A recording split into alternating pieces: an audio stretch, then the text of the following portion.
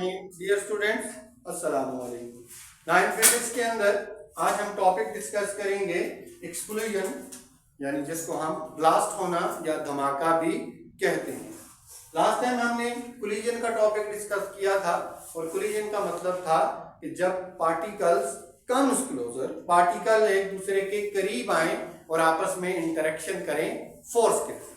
लेकिन अगर इसका उल्ट प्रोसेस देखा जाए तो पार्टिकल्स एक दूसरे से दूर जाएं और दूर जाने का सबब भी कोई फोर्स ही होगी, जिसे हम एक्सप्लोसिव फोर्स भी कह सकते हैं। तो सबसे पहले हम इसको डिफाइन करते हैं, एक्सप्लोजन को, धमाका। Particles move apart after brief intense interaction. जब किसी प्रोसेस में पार्टिकल्स एक दूसरे से दूर जाएं और दूर जाने से पहले उनके अंदर एक शदीद किस्म का इंटरेक्शन हो, एक शदीद किस्म की रिपल्सिव फोर्स आ जाए जो उन्हें एक दूसरे से दूर ले जाए, तो इसको एक्सप्लोजन कहते हैं। आइसोलेटेड सिस्टम, तो कोलिजन जिस तरह आइसोलेटेड सिस्टम था तो इसी तरह एक्सप्लोजन भी आइसोलेटेड है, क्योंकि एक्सटर्नल फोर्सेस का इफेक्ट एक्सप्लोजन पर जीरो होगा। लेट्स सपोज अगर एक फायरिंग का बुलेट का हम केस ले लें, बुलेट जब फायर होती है तो उस वक्त उस पर gravitational force, external forces, air pressure, बहुत सारी फोर्सेस एक्ट कर सकती हैं। इवन हम हाथ से भी उसको फोर्स दे सकते हैं, लेकिन इन सब फोर्सेस का असर उस पर जीरो होगा और वो एक्सप्लोजन करेगा। या आइसोलेटेड सिस्टम में external forces are negligible during explosion, यानी एक्सप्लोजन के दौरान एक्सटर्नल फोर्सेस का इफेक्ट नेग्लिजिबल या जीरो हो जाता है, जिसको हम F external is equal to zero लिख सकते हैं। या ऐसे भी कह सकते हैं external forces are less than internal explosive forces. जो एक्सटर्नल फोर्सेस हैं, जो बैरूनी फोर्सेस हैं, वो कम है बनिस्बत उसकी इंटरनल फोर्सेस के, इसी वजह से वो ब्लास्ट हो जाएगा। एग्जांपल क्या है एक्सप्लोजन की? फायरिंग अ बुलेट, जब कोई बुलेट किसी गन से फायर की जाती है तो ये भी एक्सप्लोजन की एग्जांपल है। बॉम्ब ब्लास्ट, जब भी कोई बॉम्ब ब्लास्ट करता है कहीं पर तो ये भी एक्सप्लोजन की एग्जांपल है। सिलेंडर ब्लास्ट, कोई आपके पास प्रेशर कुकर की इवन एग्जांपल हो सकती है। ये तमाम चीजें एक्सप्लोजन कर सकती हैं।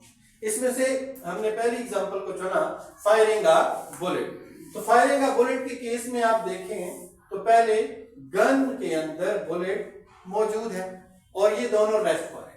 मास ऑफ बुलेट को mb और मास ऑफ गन को mg से रिप्रेजेंट करेंगे।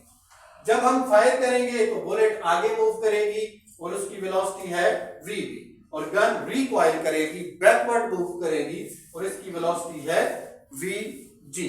तो दोनों अपोजिट इन डायरेक्शन मूव करेंगे, क्योंकि हमने कहा कि जो एक्सप्लोजन है वो आइसोलेटेड सिस्टम है। तो आइसोलेटेड सिस्टम के अंदर मोमेंटम कंजर्व होता है। तो यहां पर हम एक्सप्लोजन के लिए कंजर्वेशन ऑफ एंगुलर मोमेंटम देखेंगे। अब कंजर्वेशन ऑफ एंगुलर मोमेंटम का मतलब क्या है कि मोमेंटम कंजर्व होगा, यानी चेंज इन मोमेंटम जीरो होगा। ओवरऑल बॉडी का जो मोमेंटम है वो सेम रहेगा, कंजर्व रहेगा। तो चेंज इन मोमेंटम जीरो है। अब चेंज इन मोमेंटम जीरो का मतलब ये है कि momentum before firing is equal to momentum after firing. Firing से पहले का जो मोमेंटम है वो किसके बराबर है? फायरिंग के बाद के मोमेंटम के। अब मोमेंटम बिफोर फायरिंग क्या है? Momentum of bullet plus momentum of gun. यहां पर हमने बुलेट के मोमेंटम को p भी कह दिया और गन के मोमेंटम को pg, equal to momentum after firing. After firing momentum of bullet को p स्लैश b कह दिया और गन के मोमेंटम को p डैश g कह दिया। ऊपर हमने स्लैश डाल दी जो आफ्टर फायरिंग के लिए मोमेंटम को स्पेसिफाई करेगी। अब बिफोर फायरिंग तो जीरो है, बुलेट भी रेस्ट पर है, गन भी रेस्ट पर है, दोनों का मोमेंटम जीरो होगा। After firing momentum of bullet क्या होगा? मास ऑफ बुलेट ले लेंगे हम इनटू वेलोसिटी ऑफ बुलेट, और मोमेंटम ऑफ गन क्या होगा? मास of gun into velocity of gun. अब क्योंकि before firing total momentum zero है, आफ्टर फायरिंग भी टोटल मोमेंटम जीरो होगा। इसका मतलब ये होगा कि इन दोनों का सम जीरो होगा। यानी अगर ये वाला बुलेट का टोटल मोमेंटम 10 है तो गन का भी टोटल मोमेंटम 10 होगा, लेकिन ये अपोजिट इन डायरेक्शन है तो इसका रिजल्ट भी 0 आएगा। तो इसी को हम कंजर्वेशन ऑफ एंगुलर मोमेंटम कहते हैं। अब क्योंकि mass of bullet into velocity of bullet plus mass of gun into velocity of gun, इन दोनों का सम 0 होगा, क्योंकि टोटल मोमेंटम बिफोर फायरिंग भी 0 है तो आफ्टर फायरिंग भी 0 होगा।